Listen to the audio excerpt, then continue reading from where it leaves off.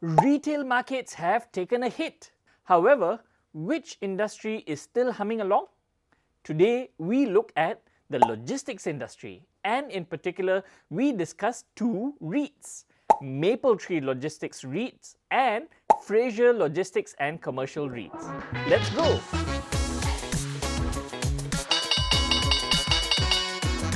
Hey investors, welcome to The Market Talk. It's me, Ali, your humble VIA graduate. Logistics. It's the unsung hero running in the background that keeps the world spinning round.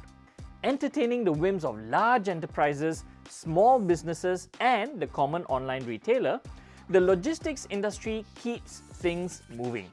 Whether it may be supplying large machinery to factories or small parcels to your doorstep. So for this video, I would love to introduce you to the world of REITs.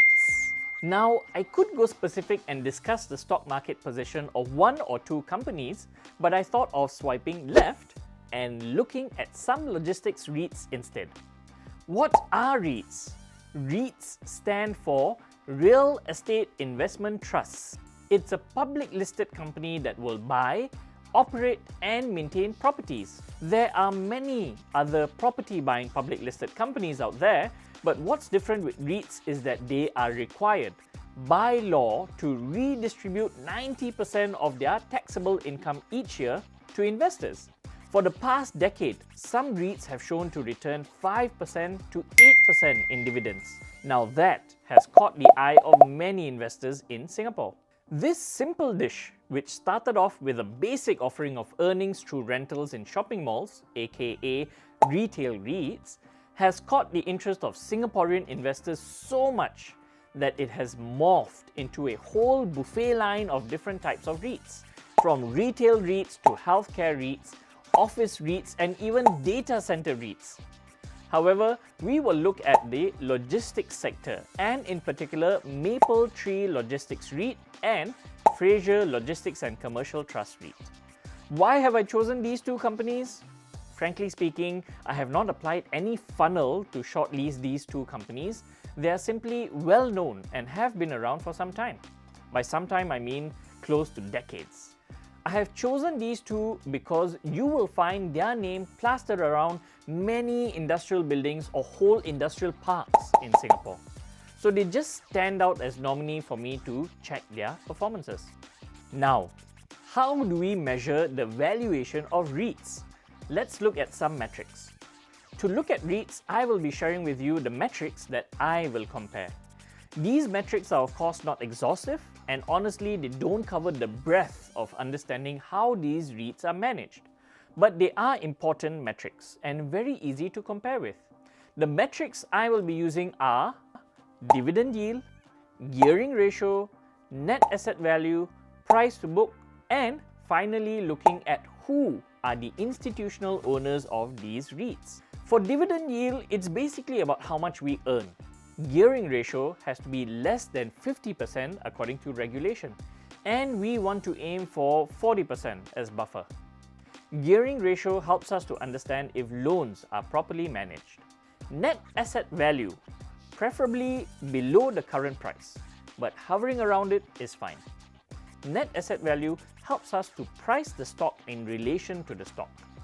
And lastly, price to book. Less than 1 is good, but around 1 is nice. It's the same as stocks, but even more important here. We don't want to overpay for equity. So let's start with Mapletree Logistics Trust. Mapletree Logistics Trust is no doubt one with the longest history because it's the first Asia-focused REITs in Singapore.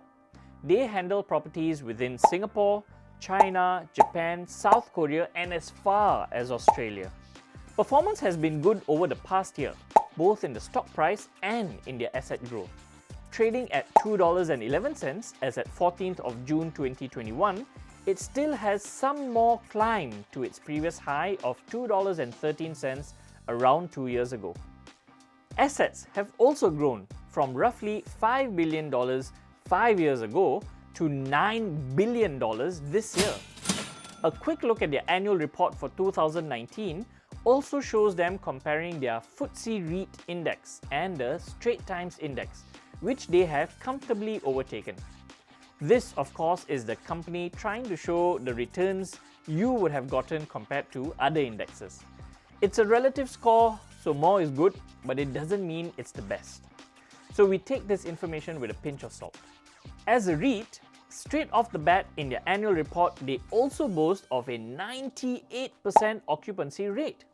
That's important because we want people to pay their rentals. The less empty logistics warehouses we have, the better.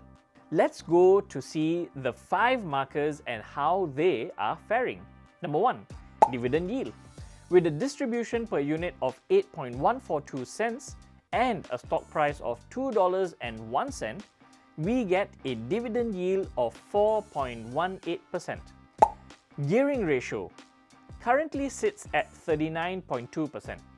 They have $3.5 billion in borrowings with an asset of $9 billion. Sitting at 39.2% is quite okay. It gives them some buffer before they reach the limit of 50%. Number 3, net asset value. Currently at $1.21, this is about 60% of the current stock price of $2.01. To me, this shows that the stock price is currently overvalued. However, rarely are good REITs priced at their net asset value. So as investors, you just have to accept that you will pay a premium for either future growth or for steady dividends. Good to note that net asset value has been growing over the past 5 years. Number 4, price to book. Currently at 1.45. Again, it shows that if we buy the stock, we are paying a bit of premium. I did some maths and there have been a few instances where the Mapletree price to book ratio has dropped below 1. But should we be expecting a drop in prices anytime soon? Not for me to say. Lastly, looking at the substantial unit holders of this REIT. In top place we have... nothing much to say here, but somebody important is interested in this REIT. While this last metric is not quantifiable to tell me whether it's good or bad, I'll leave you to make your own judgment. Sometimes it just helps to sleep better at night when you know who the parties involved are. Let's head over to Frasers Logistics and Commercial Trust. From the get-go, we can see a listing of 100 properties in their portfolio. From Germany, United Kingdom, Netherlands to Singapore to Australia, the reach of this REIT is wide as the earth can be. An interesting development in 2020. Frasers LCT, short form for Logistics and Commercial Trust, recently had a merger with Frasers Commercial Trust, thus becoming Frasers Logistics and Commercial Trust. Stock market performance has also been good. Although it has been quite bumpy, stock price has gone from $1.2 to $1.42 for the past 1 year. Total assets have also steadily been growing for the past 4 years, from 1.7 billion to 6.7 billion in FY 2020. Occupancy rate is also quite high at 97.5%. So it goes to show where retail malls have been seeing an exodus of shops and restaurants leaving the premises, logistics warehouse seem to be staying put. Let's go into the metrics to now compare apple to apple. Firstly, dividend yield. With a distribution per unit of 7.12 cents and a stock price of $1.42, we get a dividend yield of an even 5.01%. Number 2, gearing ratio. With gross borrowings of $2.54 billion and total assets of $6.73 billion, we get a gearing ratio of 37.7%. Again, it's comfortably distanced away from the 50%, which is the limit of borrowing against assets allowed. So Frasers LCT has some wiggle room for taking on more loan and with refinancing schemes. Number 3, net asset value. Currently at $1.10 for FY 2020, we can see that it is super close to the current stock price of $1.42. So, simply put, Every $1 of stock bought gives you 77 cents of assets owned. That's 3/4. Number 4. Price to book. Currently at 1.33, it is lower than Mapletree Logistics Trust, but not quite close to that golden value of 1. Then again, as I've said before, the market seems to have priced in the premium that you need to pay to own this somewhat wonderful REIT. Lastly, let's see who the substantial unit holders are. From the list, we don't see any huge superstar ownership, although it's a little surprising for me to see Thai Beverage Public Company Limited and 2 names at the end of the list. First is Sharaon Srividhana Bhakdi and Kuching Srividhana Bhakdi. Both are husband and wife. Also, Mr. Sharaon Srividhana Bhakdi is the chairman of Thai Beverage Company. It looks like a closed loop here. Company, husband, wife, all together. Funny how the money trail goes. What their expectations and strategies are is beyond me to answer. We just had a quick look at Maple Logistics Trust and Frasers Logistics and Commercial Trust. Cue the fancy graphic that shows the metrics side by side.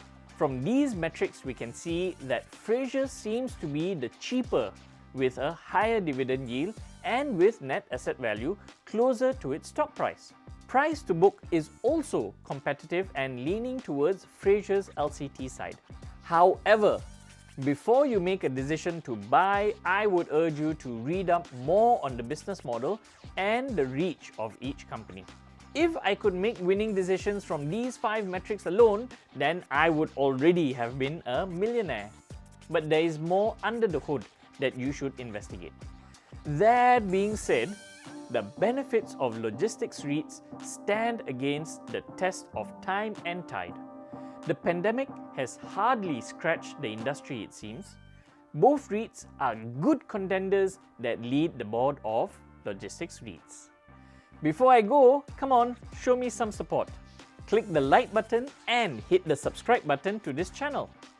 Are there any Mapletree or Fraser buildings near you? I would love to know more. Go ahead and write your comments in the comment section and tell me more about the buildings around you. And as usual, I will see you in the next video. So take care everybody. Bye.